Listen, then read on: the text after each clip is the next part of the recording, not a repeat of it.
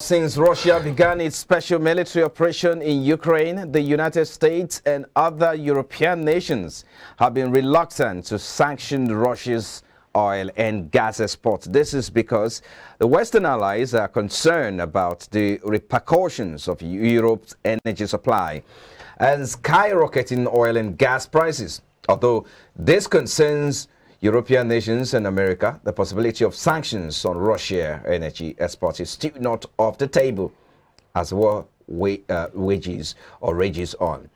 Well, according to many analysts, if the West bans Russian oil, international crude prices could skyrocket to as high as $150 per barrel.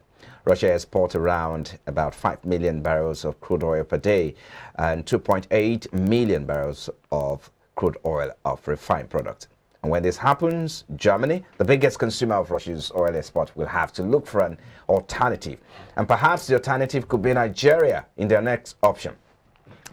Well, of course, there is already ongoing negotiation between Russia and Ukraine, but we do not know exactly how that will end. So let's get talking in a moment. We have an analyst on the program, Mr. Rio Oladende. He's a policy analyst. He joins me live here now. Thank you for your time on the program. The last time you were here, we were talking about how Nigeria can benefit from the PIE, and we talk about that. Right. But now we're shifting ground and looking at what is happening. How can Nigeria, cash in on this development? The first question I would like to ask you is, this prediction, this is just a prediction by analysts because of what is ongoing if that sanction take place. So what do you make of this development? Ordinarily, if Nigeria were to have had purposeful governments over the years, by now we should be benefiting immensely. Why? The world will have to buy our products now, not crude oil. Okay, it's not the same thing. And then the consequence will be increased employment, increased income, and of course it will create expansion within the petrochemical industry, which will be to our benefit. But as it is, because we are not an oil exploration country, please, we are a crude oil selling country. All the companies exploring our oil, they are non-Nigerian companies. They are international oil companies. So all that NNPC does is to sit around, wait for them to declare their volume per day, and then they collect rent. So for all the humongous structure you see around NNPC, we're just a rent collector. And that's why, instead of this being to our benefit, it's going to count against us. Why do you think so? We import petrol, diesel, kerosene and jet A1, the aviation fuel. Now, it will be sold to us with the current global price in mind, of crude. Because crude is the raw material because let me are derived. Because if you say we're just selling crude. That's what we are selling. Yes. Are we selling kerosene? Yes. But the question now is this. Now, that's the same crude that analysts are saying the price could go as high as 150. If no more. Shouldn't that be a plus for the country since we sell crude? It will not be a plus because as you are selling crude at a higher price, you also be buying petrol, kerosene, diesel at a higher price. Am I making sense? Or you're making a point. It is the crude that they bought at high price that they will process and sell the byproducts to us at higher price. In Germany yesterday, petrol that used to be €1 was being sold for 2.8 euros. A Nigerian lady, resident in Germany, was at the first station and he was talking to us. I can tell you for free. That means the impact of Russia it's being felt in Germany at the moment. Yes. So for us in Nigeria, it will have been a double whammy. But in his own wisdom, quietly now, government must be subsidizing petrol at about 400 naira per liter. But I want us to make sense of these and educate people. If you look at the operations of the NNPC. NNPC with other partners, you know, NNPC is the sole importer. But as it is now, they have other partners. Now, before we go, I want us to... I disagree with that. Yeah, You're not the sole importer. Yeah, when I mean the sole law importer... says sole importer. Yes. But what did we have? We have other partners. They have to, but here's where I'm going. Here's where I want us to dwell and talk more. Now, the operations is that Nigeria exports, they sell. Apart from what they sell to other countries, they part of it, they also refine.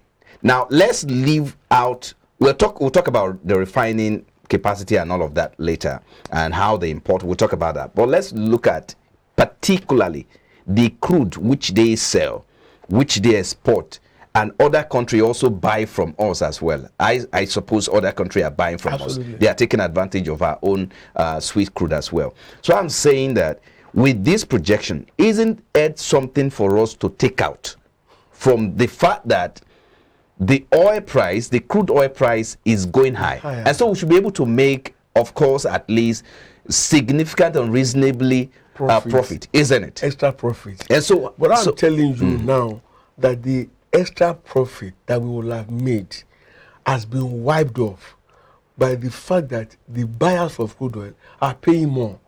That means they will sell to us at a higher price too. You understand? Right. If it's costing me 10 naira to produce a cup of coffee, okay, I may sell for 12 naira. But if it's costing me 50 naira to get the coffee material, I would be mad to sell below my cost price. Definitely it will cost more, maybe 60, maybe 70 or 80. But it's their game. It's not, I mean, the increase we have seen in the price of crude oil wasn't initiated by us. It's not from any policy formulation or strategy. Right. It was a consequence of the demand and supply in the market. I mean, made possible by the Russian invasion of Ukraine. End of story. You know, when you say all things being equal in economics, nothing has ever been equal. What do you find? Inequalities everywhere, and the forces determine what goes on. So unfortunately again, we are heavily indebted. You know how much money, how much of our regular income goes into servicing debts. So these are the reasons why it will not reflect, but instead it will worsen matters. Diesel now is 650 naira at petrol stations. That's right. Jet A1, the aviation fuel is 700 naira. Bakers in Nigeria are threatening to shut down their operations. The same way airlines have been cancelling flights because buying at that price, with government breathing down their neck that they should not just increase the cost of air tickets. It's not going to balance out. They are not Red Cross. But let's look at the oil revenue target of the government. That's over 3 trillion naira in the 2022 budget. How do you think, if we don't gain anything from exporting or selling crude, how do you think we can meet that target? We will sell more if this crisis gets prolonged. Right. But the point is, it is not going to be to any positive advantage to us, which I've explained earlier. It is simple mathematics. It's not rocket science that you need all the degrees of this world to understand. For as long as, see, it pains me because I was live in Chatham House when President Buhari promised Nigerians that every year, he would build a refinery. I wasn't thinking of complex or massive refinery of Dangote's size. Perhaps modular refineries that can serve maybe regions. Okay? But till date, 7 years down the line, not one has been built. And all the moribund ones we have to, they threw so much money into them, they have not been able to come alive. So we will not, we're not going to benefit anything. Because we didn't put our house in order. All right. How do you think we can, cash out of this situation? Because it seems that every country is prepared now to cash out of this situation, especially with the development in Eastern Europe, Ukraine war, Ukraine-Russia war. It's not a war. Russian invasion Oh, but that's the language. That's the language used people as well. We've been having issues around because the the Ukrainians are also trying to defend themselves, so that makes it war technically. Defend themselves, not fighting back. But let's look at how. But of course, this situation has thrown up a lot of disruptions in the international market. Right. So the question is, how do you think Nigeria can position to benefit from these particular development? Because as it is now, other nations are positioning themselves and say, how can we also cash in on this? Yeah, nobody prays for war or any crisis, but it's happening now. Right. So how can the country and say, look, because we have a revenue target of 3.2. You have also talked about the fact that we may exceed it. Borrowing is there and all of that. So if we don't meet up the target, like you say, we may. I love that the fact that you're optimistic about that. But how can Nigeria cash in on this? I don't believe in magic, but I believe in miracles.